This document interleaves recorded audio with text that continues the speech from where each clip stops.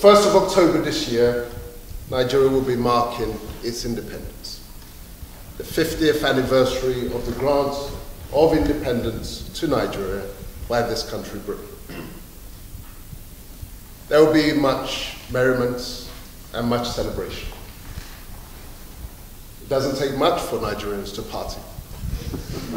And you better find a few of them come the time. It's a remarkable thing that from this country, this small island, so much of this world was ruled.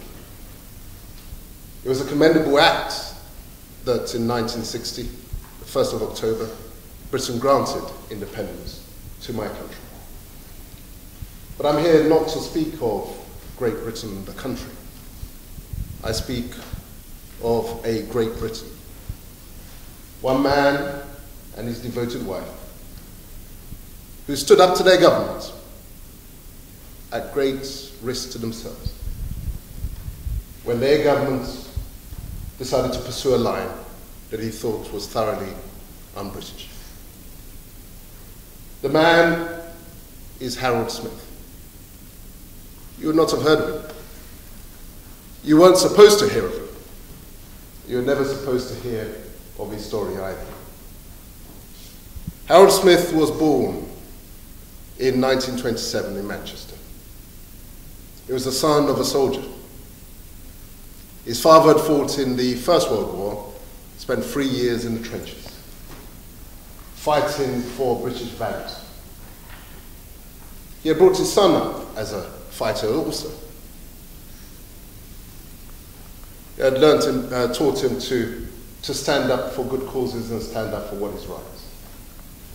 And in the way of all good fighters, he knew that the greatest fight of all was that against the powerful and the bullies.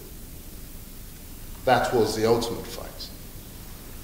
Now, Harold Smith's own personal battle came in the aftermath of the Second World War. The war was over, Europe was devastated, and Britain had to give up the colonies. At least this was the conversation that Franklin Delano Roosevelt, the President of America, that was the conversation that he had with Winston Churchill. You see, the history books may tell you something different, but the story of the First World War and the Second World War was a fight about Africa, my continent. You see, because what had happened was that in 1884, there had been a conference in Berlin, presided over by Bismarck, the Chancellor of Germany. And at that conference, the European powers had come to a gentleman's agreement, whereby the scramble for Africa would be conducted in a civil manner. And rather than fight over it, they simply shared the continent. Well, come the First World War, the Germans tore up that gentleman's agreement. It was their calculation that Britain, France, and Russia, between them, had too much of this world, and they needed to let go of some. The Second World War was simply a continuation of that unfinished business. So come 1945, devastation all around, the Americans realized that things could not continue this way. The empires had to go. Now, Britain needed to hang on to the colonies. The war had devastated the economy, and the revenue flow from those colonies was still very much needed. And the plan that Harold Macmillan came up with, yes, Harold Macmillan, who gave the famous Winds of Change, a Blowing Through Africa speech in South Africa in 1960. The plan that he came up with was a devious one. That plan was to ensure that when the elections were organized for independence, it was those parties that were favorable to Britain, those who did not want the end of British rule, that would win the election, come with me. And those who wanted independence, he would make sure they never got it. It is ironic that in this year, where here in Britain, we had a hung parliament, an election that produced no overall majority. That was precisely what happened in Nigeria in the independence elections, despite the resources that the British governments had dedicated to their preferred party. And what happened? Not what we saw happen here between Clegg and Cameron, a civil conversation produced an agreement.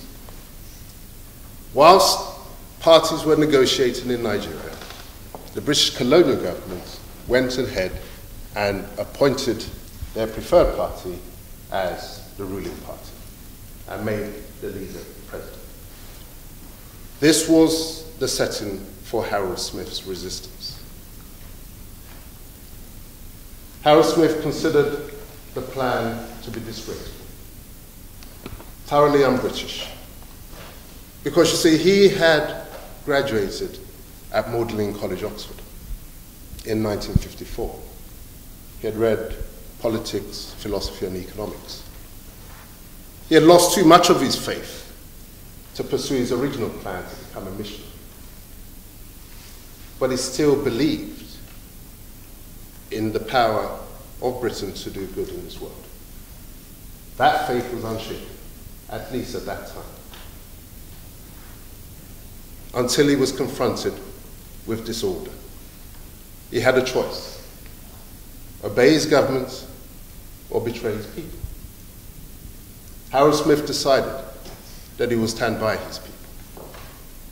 He told the Governor General, Sir James Robertson, that no, he would not participate in this covert action, come what may. Having taken that stand on the side of British values and British principles, all the good that Britain was known by, he was summoned by the Governor General to his office. And he was told, you have a choice. If you keep quiet about what you know, you'll have a golden career, a knighthood at the end of it, and a wonderful pension. If you talk, we'll make sure nobody believes you. We'll make sure that your story is never published. And we will make sure that you never get another job in your life. So Harold Smith was faced with a dilemma once more. What does he do? In this conversation with the Governor General, in this room, all by himself, he has a choice to make. Give in or stand up. Harold Smith decided to stand up.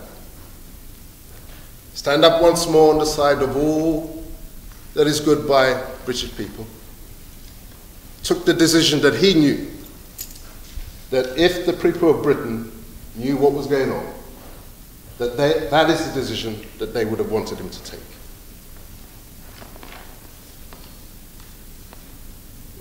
He rejected the offer. As he was true to his values, so the British government was true to their warning that he would be punished. He was poisoned, and since then he suffered problems with his health. The newspapers refused to touch the story, left and right.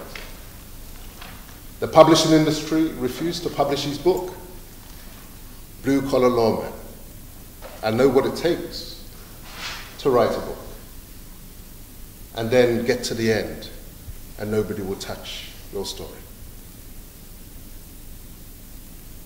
Until, of course, he published it on the internet to allow the people to access it free of charge. And more importantly, Harold Smith never got another job in his life. 33 years of age. Oxford graduate, all that he had to look forward to. Ladies and gentlemen, I speak of a Great Britain. One man and his wife who stood up for Britain and stood up for all that is good in humanity. I speak of Harold Smith and his wife, Carol, and I ask that you speak of him too. I thank you.